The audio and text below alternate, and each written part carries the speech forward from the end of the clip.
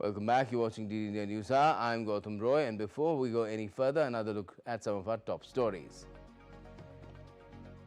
India and the European Union are close to signing a landmark trade deal and defense as well as security pacts, as European leaders are to be chief guests at India's Republic Day on the 26th of January. India pitches for over $300 billion in clean energy investments among global investors at the World Economic Forum meet in Davos. And representatives from 19 nations of the 60 invited joined Donald Trump at the launch of his Board of Peace in Davos. The US President's son-in-law also showcases a new Gaza slideshow at the event. And let's now return to our top story, which is about the landmark pacts that India and the European Union are set to sign. One is, of course, related to trade, which has been under negotiation for quite some time. But now we're talking about security and defense and information sharing as well, apart from even mobility. And to talk about it all, we have Professor Rakesh Mohan Joshi with us. He's Vice Chancellor at the Indian Institute of Foreign Trade. Good evening to you, Professor. What do you make of this prospect of a landmark pacts that India and EU, considering the geopolitical circumstances of the world finds itself in these days, are now getting close to signing? Many thanks, Gautamji. It is going to be a landmark deal, especially under the given circumstances where the entire world is under, geopolitical turbulence. And India very specifically have been targeted with 25 plus 25, 50% of the tariff.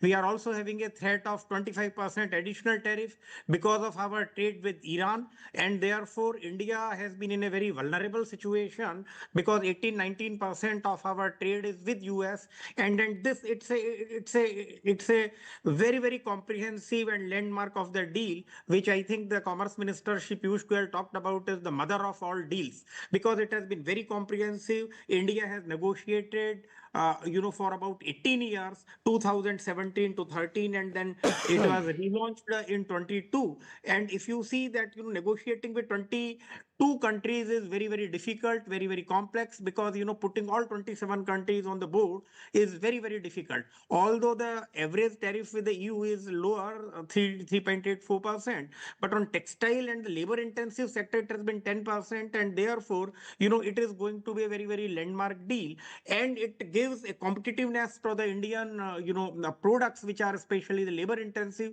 the products which are of our interest, which include the textile, leather, pharmaceuticals, some electronic item, and therefore it's very important for us, especially the timing of this deal, when I think, the India is targeted, and, we are considered to be vulnerable. It has demonstrated capability of India in market diversification. It has given capability of India that, how India can, navigate through the turbulent times. And as you know, there is a saying that the tide goes tough, tough gets going, and India, our government, Prime Minister Modi, and the Commerce Minister and the entire team with the Department of Commerce, wholeheartedly negotiated this deal, and it's going to be a, very critical at this point of time. It gives a market diversification, especially for our product. So alternate market, EU is a big market.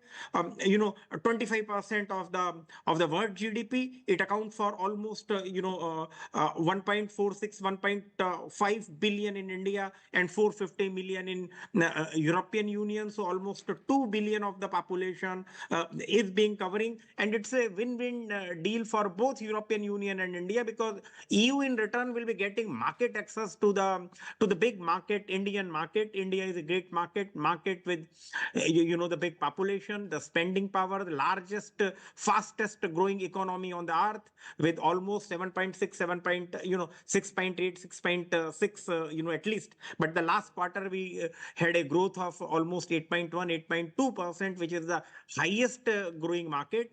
And it is a population which is, consuming class in India is increasing, so them also, and with India also. More importantly, it will facilitate technology transfer. It will facilitate, FDI in India. It will improve our technology, our capability. It will increase our competitiveness, as well as it will increase competitiveness of the European Union. I'm very sure, you have been listening to the statements of various experts in Europe and, some of the leaders in the EU, wherein, it is, it's going to be a big celebration even for you as well as India at this point of time.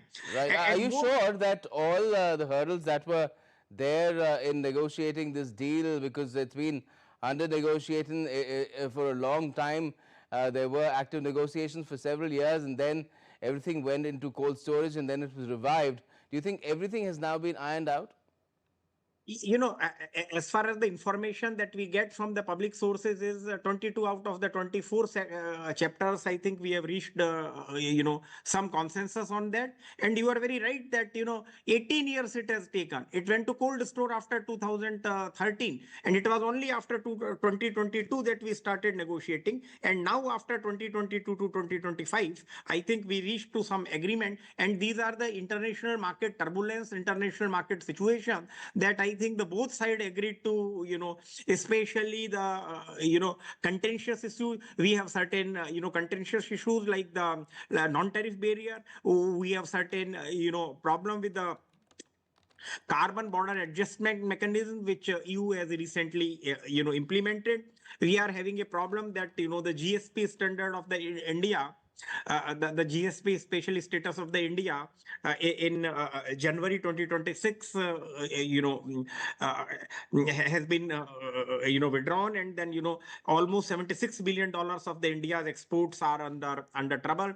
And presently, if you see that, India's trade with the European Union is almost 136 billion US dollar. We have a trade surplus with European Union of 15 billion dollar, but at the same time we have got a services trade of 60 billion, service trade of 60 billion dollar, and totally then, services and goods combined we have a trade of 190 billion dollar, and it is growth potential in services itself is 50%. And therefore, I think all the broad calculation talks about 0.3, 0.4%, it adds, is going to add to India's GDP. And it's at such a critical time that, and not only this, because, it makes India's negotiating position much more strong, while negotiating the trade deal with the other countries. And especially as you are aware that, India was probably the first wherein the US president said that we are soon going to sign the trade deal with India, but US trade deal is, in uncertainty when we are going to sign.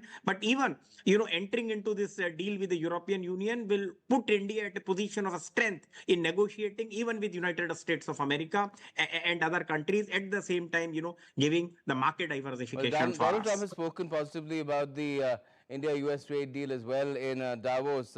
That's the latest on that. So let's hope that progress is made on that front as well.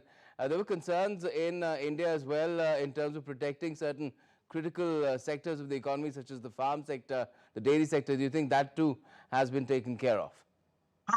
Agriculture has been taken care of. Anyway, details have to come now. But India is very sensitive on agriculture and dairy, because now our majority of the population is dependent on dairy and agriculture.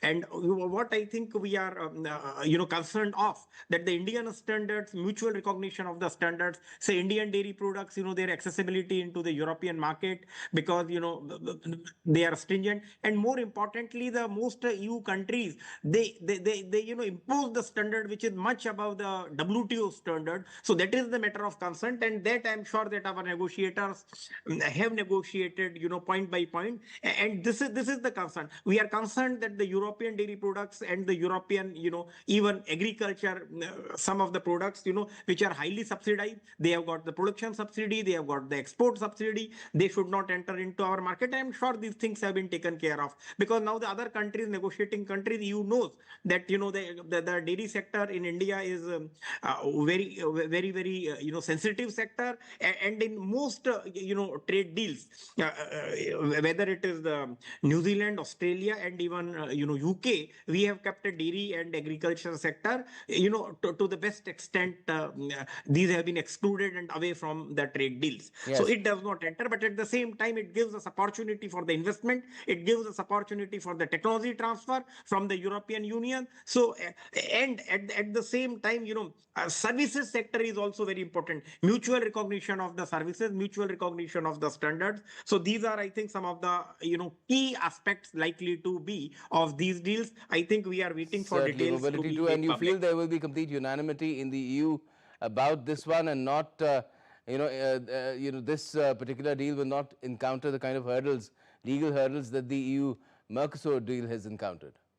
No, you are right, because EU, especially, we have negotiated it for last 18 years. It is not the deal under pressure that you negotiate today and finalize the deal tomorrow. Wherein most of the deals with the with the US has they has negotiated, they give the deadline of 2 months, 1 month, 3 months, which most countries have done. They have been lopsided, one-sided deal, but this is absolutely taking sensitivities of both the sides, 27 European countries as well as India. And therefore, and most importantly is now, because of this Greenland conflict between European Union and the Europe and the US,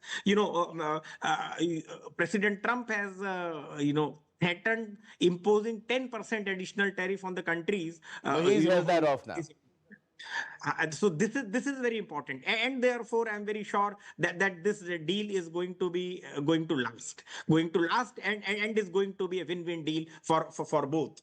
And it is the biggest deal that the India has ever signed, with any of the advanced groups, any of the developed countries group. Yes, it And will it be. is also now, and it is only very recently that we signed deals with Australia, New Zealand, and UK, only in the recent years. So these are the first deals wherein India has signed deals with a developed country. This is, I think, master of the deal, because we are signing not only with one developed country, we are signing deal with 27 developed countries. So my heartiest compliments to the negotiating team, my heartiest compliment to the leadership, in Department of Commerce, Commerce Minister, and the Prime Minister himself. Thank you. Yes, thank you, Professor Joshi, for joining us and talking about it. We're looking forward to the dotted line being signed as the date comes closer of